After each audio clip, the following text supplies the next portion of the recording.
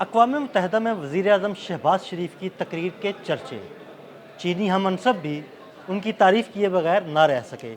عامر بھائی سے بات کرتے ہیں اور ان سے جانتے ہیں کہ اس تقریر کی خاص بات کیا تھی۔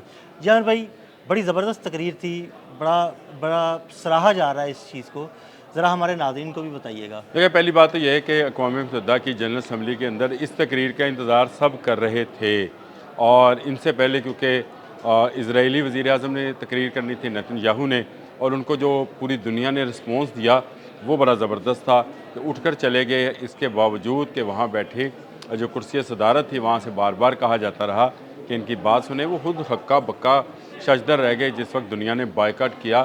اور اس کے بعد یہ تقریر تھی شہباز شریف صاحب کی، اور شہباز شریف صاحب نے کیا خوبصورت پیرائی میں، کیا خوبصورت انداز میں، میں بلیو نہیں کرتا تھا کہ چاچو جو ہیں، مریم کے چاچو جو ہیں وہ اتنا زبردست بولیں گے۔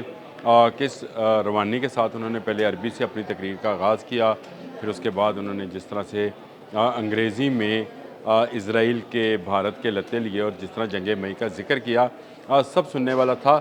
اور میرا خیال ہے کہ میں نے اپنی صحافتی زندگی کے اندر اپنے 28 سالہ اس کیریئر میں آج تک کسی وزیر اعظم کو اسمبلی میں یوں بولتے ہوئے نہیں دیکھا ہے۔ اس سے پہلے کوئی بولا ہو وزیر اعظم تو مجھے پتہ نہیں ہے جی، میں اپنے 28 سالہ دور کے اندر تو یہ کہہ سکتا ہوں کہ ایسی تقریر کسی نے نہیں کی ہے۔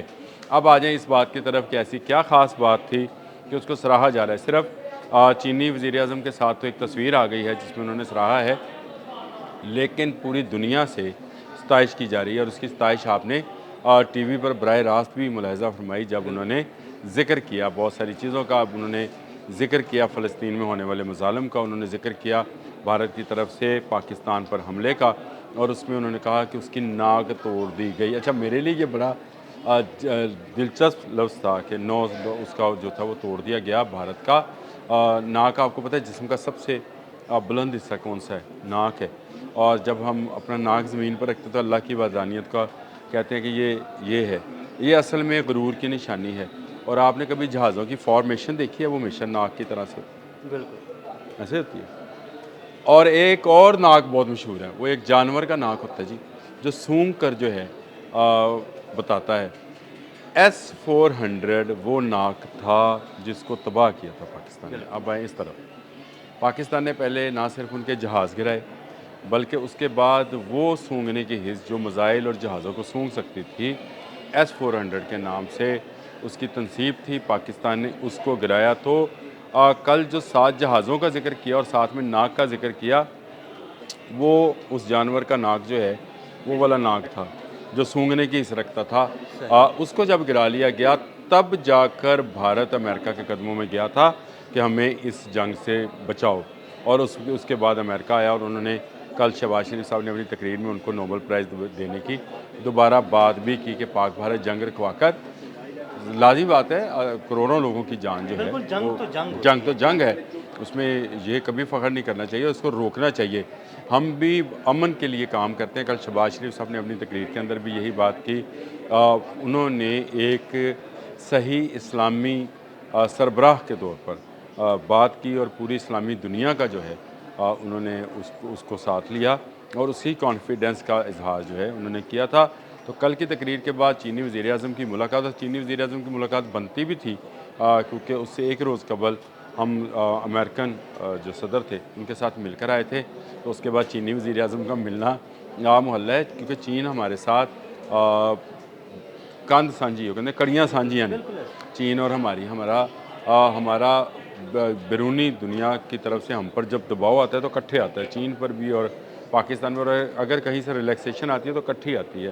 تو اس وقت میرا خیال ہے کہ ایک اچھا پلیٹ فارم تھا جس کو پاکستان نے بڑے خوبصورت انداز میں استعمال کیا، اور یہ والا اجلاس جو ہے یہ ہمیشہ یاد رکھا جائے گا، اور ہمیشہ بتایا جائے گا کہ ایک ایسا اجلاس تھا جس میں صرف پاکستان کو دیکھا جا رہا تھا۔ پچھلے سیشنز میں آپ نے دیکھا کہ پوری اسلامی دنیا کے سربراہان جو تھے وہ شہباز شریف صاحب کے ارد گرد جمع تھے، سب باہم مشورہ کر رہے تھے۔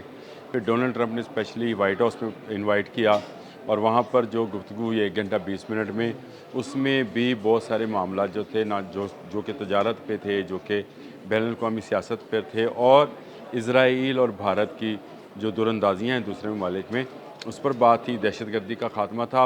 अमेरिकन कंपनी को पाकिस्तान के अंदर दावत थी। ख़ुद डोनाल्ड ट्रंप साहब को भी दावत दी गई कि वो पाकिस्तान का दौरा करें। तो मैं ये समझता हूँ कि ये एक कामयाब सफारती दौरा रहा वज़ीर-ए-आज़म का और हमारे फ़ील्ड मार्शल हाफ़िज़ आसिम मुनीर का। इसमें हमने बहुत ज़्यादा गेन किया है।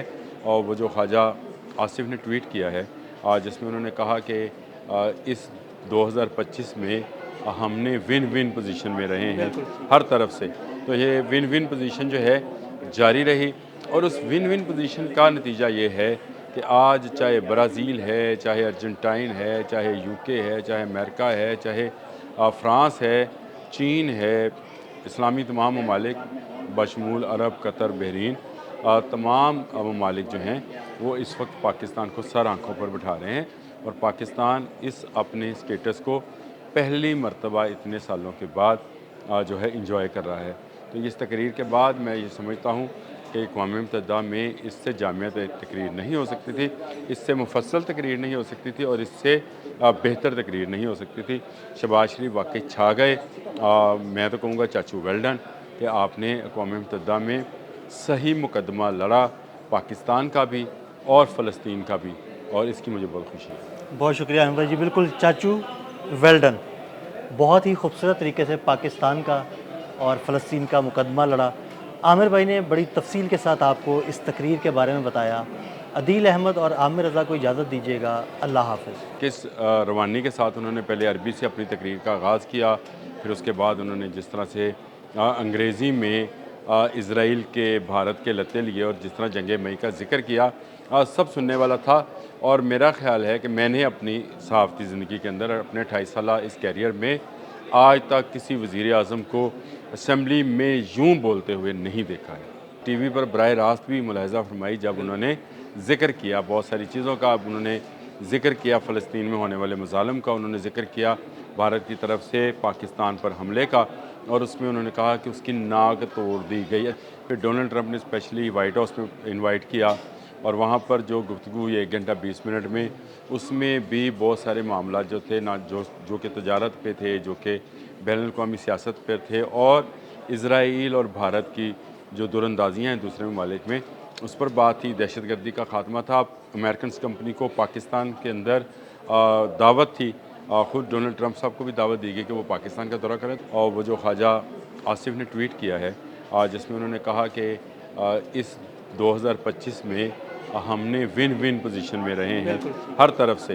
तो ये विन विन पोजीशन जो है जारी रही, और उस विन विन पोजीशन का नतीजा ये है कि आज चाहे ब्राज़ील है, चाहे अर्जेंटाइन है, चाहे यूके है, चाहे अमेरिका है, चाहे फ़्रांस है, चीन है, इस्लामी तमाम ममालिक बशमूल अरब, कतर, बहरीन, तमाम ममालिक जो हैं वो इस वक्त पाकिस्तान को सर आँखों पर बिठा रहे हैं।